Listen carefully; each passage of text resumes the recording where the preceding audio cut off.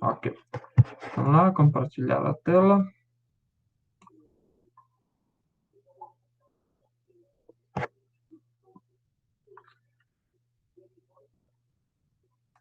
Ok.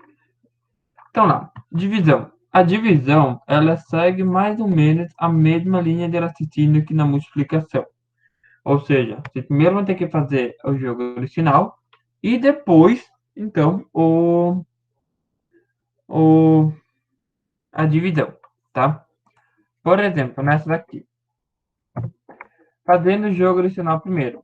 Aqui é positivo e aqui, ou aqui é negativo e aqui é positivo. Negativo com positivo, sinais diferentes, a resposta vai ser negativa. 9 por 3, eu vou ter a resposta 3, tá? É o mesmo procedimento que se fazia na multiplicação, tá? Que agora, em vez de multiplicar, você vai dividir. Aqui, né, temos dois sinais iguais, então, positivo. 8 dividido por 2, 4. Acabou a história. 10 dividido por 5 é papum igual a 2. Isso daí não tem segredos. E o último exemplo, aqui é positivo, aqui é negativo, então sinais diferentes, continua negativo.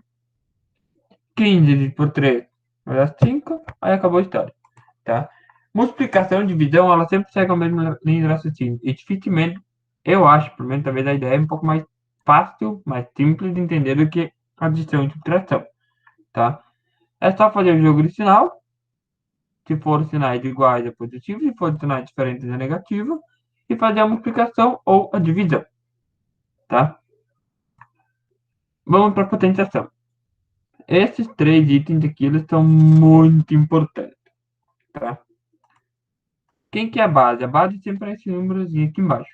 Como nós estamos estudando números inteiros, pode ser um número positivo ou um número negativo. Agora pode acontecer duas situações. E esse númerozinho a gente chama de base porque é o número que a gente sempre está repetindo aqui assim. O expoente é quantas vezes se repete. 1, 2, 3, 4, 5, 6, 7.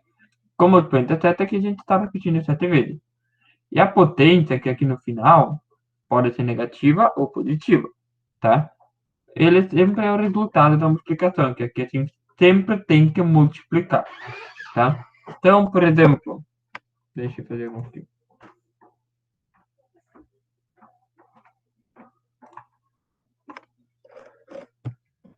2 negativo, vamos ver 3 negativo.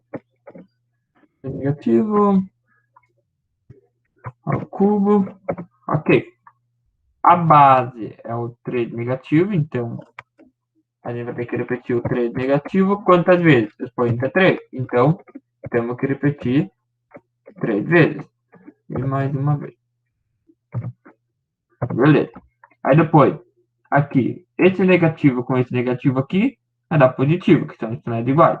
Aí, o positivo com esse negativo aqui, sinais diferentes, eu vou ter negativo. Agora, 3 vezes 3 vai dar 9, vezes 3, 27, tá? Certo? Agora aqui, eu quero que alguém de vocês responda, tá? Você vai ter que imaginar a situação. Eu tenho uma base positiva, certo? E um expoente positivo qualquer, certo? Ah, o expoente, por enquanto, a gente não vai trabalhar com números negativos, tá? Porque quando for com número negativo, ano que vem vocês vão ter que aprender, vocês vão ter que fazer uma inversão de trabalhar com potenciação, as propriedades, é um pouco mais aprofundado, tá? Se eu tiver uma base positiva e um expoente qualquer, o resultado vai ser positivo ou negativo?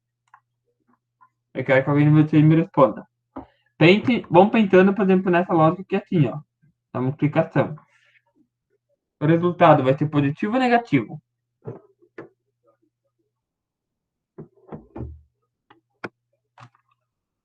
Alguma ideia?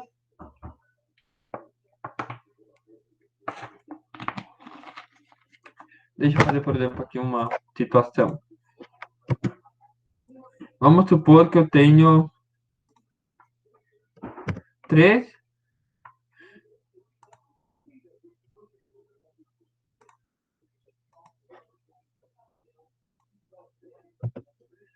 A base vai ser 3 e o expoente vai ser 8, por exemplo, ou 7. Ok, agora me digam, o resultado disso daqui vai ser positivo ou negativo? Não adianta, não adianta colocar no chat que eu não tô vendo, tá, gente?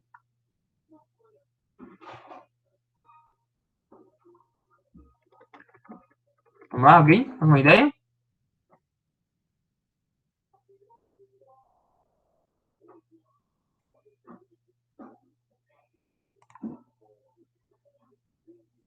Nick? Ok, então vamos lá, tudo bem. Não. Quando a base for positiva e o expoente for um número positivo qualquer, o resultado sempre vai ser um número positivo, tá? Porque, ó, por exemplo, aquele 3 mais na 7 vai ser 3 vezes 3 vezes 3 e assim por diante. Sempre vai ter número positivo com positivo, positivo, positivo. Sempre vai ter o mesmo sinal. Então, por isso que o resultado vai ser positivo. Agora, a base vai ser negativa e o expoente par. Vai ser positivo ou negativo. Vamos pensar, por exemplo, assim, ó. Se for, por exemplo, o expoente for 2, então vai ser negativo com negativo. Vai ser um número positivo. Se for número 4, for 4 vezes. Aí, negativo com negativo, vai dar positivo. Com mais um negativo, vai voltar para o negativo. Com mais um negativo, aquele negativo com esse, vai para o positivo. E assim por diante. E assim consecutivamente. Vai acontecer com todos eles. Então, quando a base for negativa e o expoente for par, o resultado sempre será positivo. E quando for ímpar, é o inverso desse daqui de cima. Então, sempre vai ser negativo.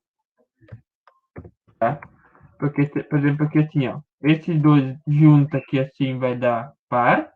E com esse negativo aqui, par, positivo. E com esse negativo, eu vou ter um número negativo. E assim vai acontecer com todos eles.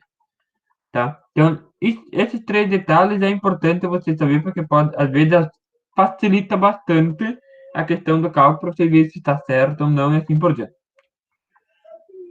Agora, raiz quadrada. Essa regra, gente, é super importante. A raiz quadrada existe para todos os números positivos. Por exemplo, aqui no caso, o menos ele está fora. Então existe, mas se fosse nesse caso aqui, então não existe raiz quadrada para esse daí. Só que assim, ó, deixa eu esclarecer o não existe. A gente considera os números reais, tá? Que é os números naturais, que vocês viram lá no sexto ano, os números inteiros, que a gente está vendo agora, os números racionais, que são os números com vírgula, fração, essas coisas. Tem os irracionais, que é entre raízes, ou pi, e um monte de outras coisas.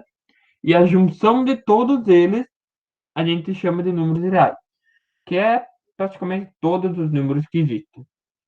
Porém, existe um outro campo que a gente chama de números complexos, que aí envolve essas situações aqui assim, por exemplo.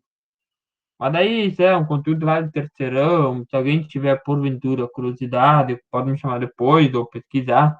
Mas é algo um pouco mais complexo que trabalhado lá no terceirão. Nem no terceirão, muitas vezes, a gente chega a trabalhar porque não dá tempo. Tá? Mas isso é um detalhe importante. Por enquanto, só existe raiz quadrada de um número positivo. Mas, eventualmente, quando o negativo está na frente da raiz, pode, aí toda a questão muda, tá? Aí existe. Por exemplo, aqui, a raiz quadrada de 25. Lembrando daquela perguntinha que eu fazia para vocês lá no sexto ano. Qual número vezes ele mesmo vai dar 25? No caso, é o número 5. O menos que está na frente, ele continua. Vocês não vão trocar ele. E coloca o número 5, tá? Isso é alguma situação que isso pode acontecer. Certo? Pessoal, entendido aqui essa parte da divisão, potenciação, raiz quadrada?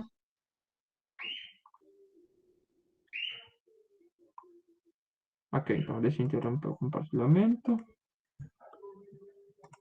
Interromper a gravação.